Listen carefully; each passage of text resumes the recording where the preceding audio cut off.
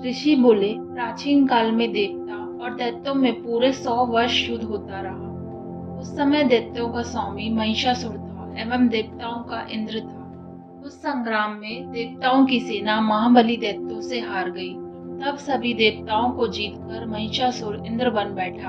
हार खाकर सभी देवता ब्रह्मा जी को अग्रणी बनाकर वहां गए जहां विष्णु तथा शंकर विराज रहे थे। वहां पर देवताओं ने महिषासुर के सभी उपद्रव एवं अपने पराभव आदि का पूरा पूरा वृत्तांत कह सुनाया। उन्होंने कहा, महिषासुर ने तो सूर्य, अग्नि, पवन, चंद्रमा, यम तथा वरुण इस प्रकार अन्य सभी देवताओं के अधिकार छीन लिए। स्वयं को सबका अधिष्ठ दाता बन बैठा है। उसने सभी देवताओं को स्वर्ग से निकाल दिया। महिषासुर महादुरात्मा है। देवता पृथ्वी पर मृत्यु की भांति विचर रहे हैं। हे प्रभु, अब हम आपकी शरण में आए हैं। इसके वध का कोई उपाय कीजिए। इस प्रकार मधुसूदन तथा महादेव जी ने देवताओं के वचन सुने। उनकी क्रोध से भौहें तन गई। तब भगवान विष्णु के मुख से एक महान तेज प्रकट हुआ। इसी प्रकार ब्रह्मा तथा शंकर के मुख से भी तेज प्रकट हुआ। दूसरे इंद्र आदि देवताओं के शरीर से भी एक महान तेज प्रकट हो गया और सभी मिलकर एक हो गए। वह तेज पुंज इतना उग्र था जैसे कि जलता हुआ पहाड़ा हो। देवताओं ने देखा कि उसकी ज्वालाएं सभी दिशाओं में फैल रही हैं। जब वह एक हुआ तो वह नारी के रूप में आ गया। इसके प्रकाश से तीनों लोक भर गए। महादेव जी के तेज से उसका मुख प्रकट हुआ। यम के तेज से उसके केश हुए। विष्णु के तेज से उस देवी की भुजाएं प्रकट हुई। चंद्रमा से दोनों स्तन, इंद्र के तेज से उसका कटी प्रदेश, वरुण के तेज से जंघा व उरुस्थल, पृथ्वी के तेज से नितंबों का प्रादुर्भाव हुआ। ब्रह्मा के तेज से दोनों चरण, सूर्य के तेज से चरणों की उंगलियां, वसुओं के तेज से हाथों की उंगलियां, कुबेर के तेज से नासिका का आविर्भाव हुआ। उसके दांत प्रजापति के तेज से प्रकट हुए। अग्नि के तेज से 3 नेत्र उत्पन्न हुए। दोनों संध्याओं के तेज से दोनों भौहें, वायु के तेज से दोनों कान उत्पन्न हुए। इसी प्रकार दूसरे देवगणों के तेज द्वारा भगवती का प्रादुर्भाव हुआ। तब समस्त देवताओं के तेज पुंज से प्रकट हुई देवी जी को देखकर महिषासुर से पीड़ित सभी देवता प्रसन्न हुए। महादेव जी ने उस देवी को अपने शूल से शूल निकाल कर दे दिया।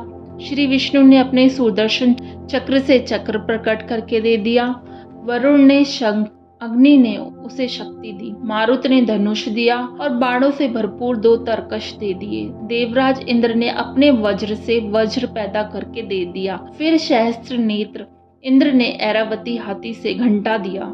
यमराज ने काल दंड से दंड प्रदान किया। सागरपति ने रुद्राक्ष माला अर्पित की। ब्रह्मा ने कमंडल भेंट किया। सूर्य ने भगवती के सभी रोमकूपों में अपनी किरणें प्रदान की।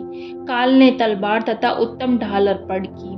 क्षीर सागर ने हार, कभी पुराने न होने वाले 2 वस्त्र भेंट किए। इसी प्रकार चूड़ामणि, दिव्य कुंडल तथा कड़े भी भेंट किए और चमकता हुआ अर्धचंद्र, सभी भुजाओं के लिए बाजूबंद, चरणों के लिए नुपुर, कंठ के लिए सर्वोत्तम कंठुला भेंट किया। इसी प्रकार सभी उंगलियों के लिए रत्न जड़ित मुद्रिकाएं प्रदान की। विश्वकर्मा ने निर्मल परशु भेंट किया और अनेक रूपों वाले अस्त्र, अभेद कवच, मस्तक तथा गले में धारण करने के योग्य, कभी न कुमलाने वाले कमलों की माला दी। जल्दी ने उसे बहुत सुंदर कमल दिया। हिमाचल ने वाहन के लिए सिंह और भी अनेकों प्रकार के रत्न भेंट किए। कुबेर ने सुरापूर्ण पात्र दिया। सभी नागों के स्वामी शेष जी ने महामणियों से सुशोभित नागहार दिया, जो शेष जी इस पृथ्वी को धारण किए हैं। इसी प्रकार दूसरे देवताओं ने भी भूषण तथा आयुधों के लिए देवी जी को सत्कार किया। तब तो भगवती ने अट्टहास करके ऊंचे स्वर से गर्जना की।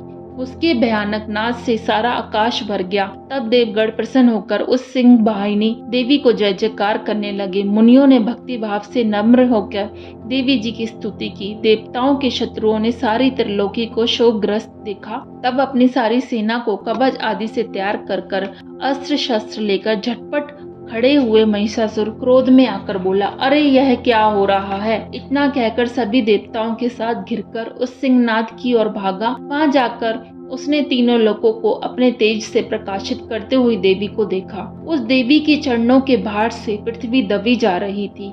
माथे के किरीट मुकुट से आकाश पर रेखाएं पड़ी जा रही थी।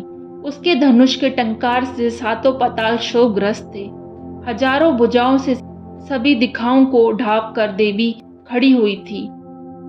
उन देवी जी के साथ उन दैत्यों का युद्ध आरंभ हुआ। नाना प्रकार के अस्त्र शस्त्रों का प्रहार करने लगे। उनसे सभी दिशाएं भर गई। महिषासुर का सेनापति उस समय चक्षुर नाम का एक महान दैत्य था। देवी जी के साथ उसी का युद्ध होने लगा। इसी प्रकार अन्य सभी दैत्यों का तथा चतुरंगड़ी सेना को साथ लेकर चामर भी युद्ध करने लगा। 60,000 रथियों को साथ लेकर उदर्क महादैत्य भी युद्ध में प्रवृत्त हो गया। महाहनु दैत्य 1 करोड़ रथियों को साथ लेकर लड़ पड़ा। तलवार के समान पैने रोमों वाला असीलोमा नामक दैत्य 5 करोड़ रथियों के साथ युद्ध में आ गया। 60 लाख रथियों से आवृत वाशकल दैत्य युद्ध में उतर पड़ा। पारवारित दैत्य हाथी एवं घोड़ों के अनेकों सवारों के समूह से गिरा हुआ करोड़ों रथियों के साथ लड़ने गया। और भी हजारों महादैत्य रथ हाथी घोड़ों से गिरे रथियों को साथ लेकर देवी जी के साथ युद्ध करने लगे।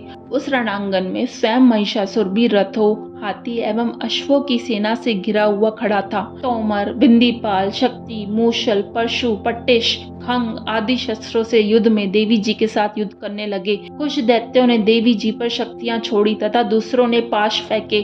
तब उस चंडिका देवी ने उन्हें अस्त्र शस्त्रों की वर्षा करके तोड़ डाला। इधर देवी जी का वाहन सिंह भी क्रोध में आ गया। अपने गर्दन के बाल हिलाता हुआ दैत्यों की सेना में इस प्रकार घूमने लगा जैसे कि वन में अग्नि फैलती जा रही हो। उस युद्ध भूमि में युद्ध करते हुए अंबिका ने जितने ही श्वास छोड़े वे ही झटपट सैकड़ों हजारों गढ़ों के रूप में परिणित हो गए। प्रकट होकर उन गढ़ों ने खंग बिंदीपाल पट्टिश आदि शस्त्रों से युद्ध आरंभ किया। देवी जी की शक्ति से वृद्धि पाकर वे गढ़ दैत्यों का नाश करने लगे। साथ में दूसरे गढ़ नगाड़े शंख बजाने लगे।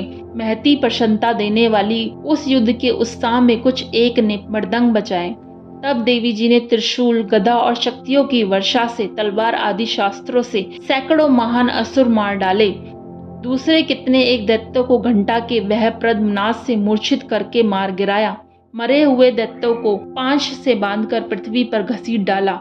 कितने तो गदा की चोट से घायल होकर पृथ्वी पर सो गए। मुसलों के प्रहार से कई एक रुधिर बवन करने लगे एवं कई एक शूल द्वारा वक्ष स्थल फट जाने से पृथ्वी पर पड़ गए। कितने एक दैत्य बाड़ों की वर्षा द्वारा युद्ध भूमि में काट गिराए।